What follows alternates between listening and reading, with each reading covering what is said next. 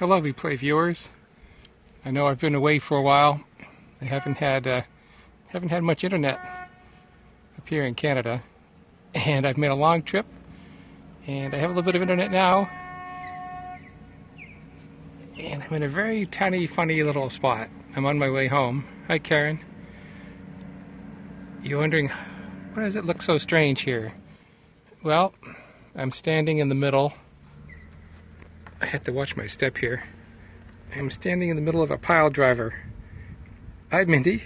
I've climbed up onto this little platform of a pile driver. There's more up there. Ahoy! And you can hear an osprey in the distance. I'm not sure if this factory's in business or not. There's a truck there. It wasn't there 3 weeks ago when I was here. So you can see a very strange view, and I hate shooting into the sun. Here's where I bumped my head, climbing up onto this pile driver. You can see this is where I'm tied up. Hey Clint. I don't have much energy right now. I had a long day, and it looks nice here, but oh my goodness, it was in the fog. And hi Scott.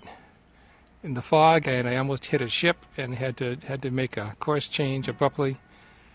The boat behind me wasn't on the radio, so they didn't know about the ship, and it was blasting its horn, and it didn't see it in the fog, and I hope it got away. So this is the little view. It's low tide right now, and when the tide comes up, it can come up 15 to over 20 feet. So you can see over on the other side all the kelp in the rocks that will get covered up when the water comes up. And this over here, this is some kind of a washed up dock that gets it probably starts to float a little bit. Well, it gets wet for sure. Yeah, this is a lovely spot. I've come up in this direction many times, but I've never thought to come in here until on my way up. I'm on my way back now, and I came in here and tried to find my way around. And what do you tie up to? That's a little bit of a problem. So I kind of explored a little bit, and I wish the sun wasn't so harsh. Right in that direction is the huge wharf. I think if I have a bad signal, I see people coming and going. Let me know if I have a bad signal. I thought I had a good signal. So you think you could tie up to that wharf, but not with a 20-foot tide. That's impossible. So you could try to tie up to a fishing boat. Jumping in this water would feel good, and then you'd start to have hypothermia. The temperature is 53 degrees. So I explored around a little bit, and this seemed like the best option, this pile driver, because it has things on the side to tie up to. And the other choice I was going to use was over there. That little floating house has a bunch of cleats and whatnot. But when I was here the last time, the door was open, and there are a lot of boats coming and going. So I said maybe I shouldn't tie up there. And at some point in the evening, the door was shut, so someone must have gone in there and tied up and done something. But I think lobster season is over now. There's a lot of traps on these things, and I haven't seen any. I only saw one lobster pot today. A little seagull flying around. So this is a weird place. It's very busy, but as you can see, I can't get on shore. Not that there's much to do here. At high tide, all that's covered up. It's pretty interesting, the tides. There's a seagull getting some food. Thank you for those green hearts and blue hearts. I appreciate it. I got an early start this morning. I thought I could take it easy, but I made a miscalculation, and I'm glad I checked when I did. And I left just in time and hit the reversing falls at pretty much slack, and then came along to here in the fog, and there was some rough spells, but not too much. I think this section, you can play detective, And I think this used to be part of a marina that somehow did not survive. There's more pieces of it up there somewhere. There's one in front of me. These docks that are kind of busted up. I think there's one on land behind me. But kind of hard place to have a marina. Not like there's many customers. This is what I've been waiting for. Here comes a boat, and it's not clear if it's going to go out or just tie up. Let's see what he does. I think he came in just before I started this scope. And he went down there, and there's a whole bunch of tooting of horns. The boats here are they have a funny shape. They're very wide for their length. So I think they're very strong. The conditions here, except in summer, are pretty harsh. So somehow they tie up to these wharves in the distance and deal with the tidal range, and the innermost boat has the hard job of tying up. Everybody else just ties up to him. Yep, look at the map, still in Canada.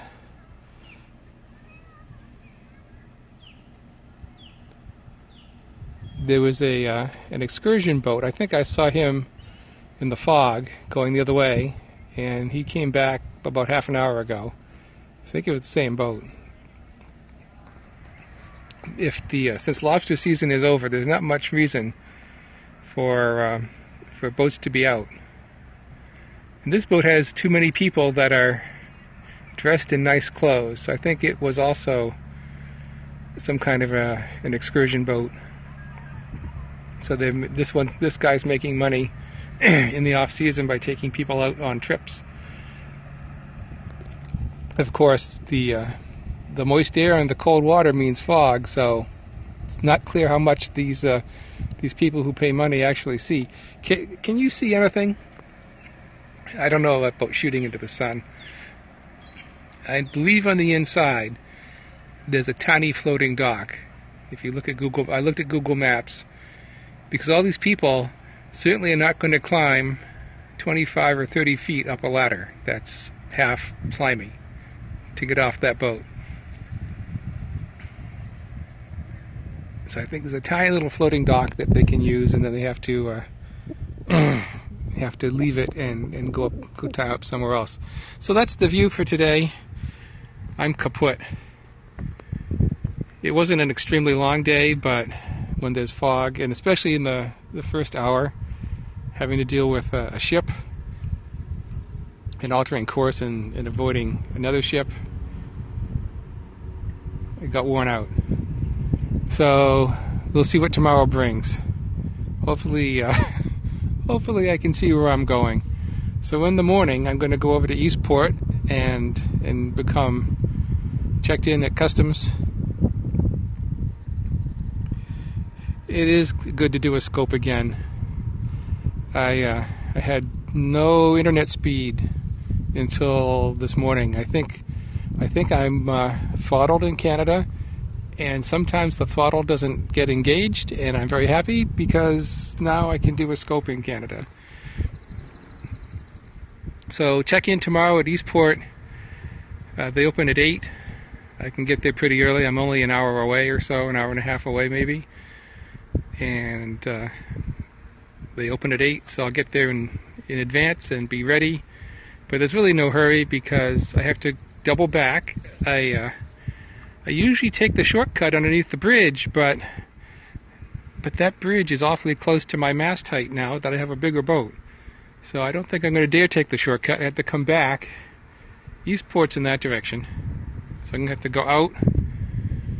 It's about a mile to go out, and then turn left and go all the way to Eastport and check in, and then reverse my course and retrace my route and come back up in this direction and then go out into the Bay of Fundy.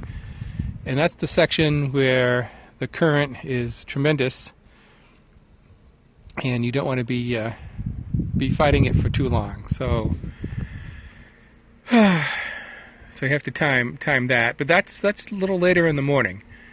I don't think the current changes until about 10 or 10:30, so that gives me plenty of time in Eastport, and then the tide should be coming in, so that will slow me up maybe a little bit. We'll see how it goes. But once I get out to that general area and around the tip of this island, that's where the current starts to do its thing. So I delayed my departure from where I was this morning by several days, just so I could have good timing with the current.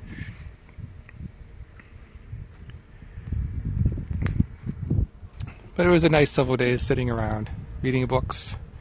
So this is the end of this scope. Unless you want to see me make a fool of myself, so I have to climb down here. Maybe I'll try to end this scope. Am I going to be staying in Bar Harbor? I don't ever stay in Bar Harbor. I might visit it by bus. I have a whole pile of books that I would like to drop off on Mount Desert Island, and at that point I haven't really thought that far ahead, but I think I'm going to be desperate to do my laundry. So I might be there for 2 or 3 days. But just a little farther ahead, yep, Sums Harbor, a little farther from Mount Desert, farther from in this direction, is a place where I hope to get some repairs made. I'm not broken down, but I have some things that, some annoyances I would like to have corrected. Alright, do you want to see me climb down backwards off this pile driver? And I have to say, some of this wood does not inspire confidence. So I'm going to try to end the scope showing you this crazy thing. And the other interesting thing is, 3 weeks ago this pile driver was facing the other direction. Well, I'm trying not to drop it into the water. I'm being very careful. Alright, so here's the view of the pile driver from, alright, we're going to rotate. Zoop. It's a pretty big thing, because remember the tides are 20 some odd feet at the extremes, so that pile driver probably put those piles in. Of course you can do it, you don't have to do it at low tide, you want to do it at a higher tide and have that much more altitude to deal with. But it's kind of cool they have, this little harbor has its own pile driver. So there's the works. Go back this way, and here's what it connects to. I should go on the other side. There, the sun angle's a little better in this direction. Of course, I'm lower down, so I don't know if my signal's fading out.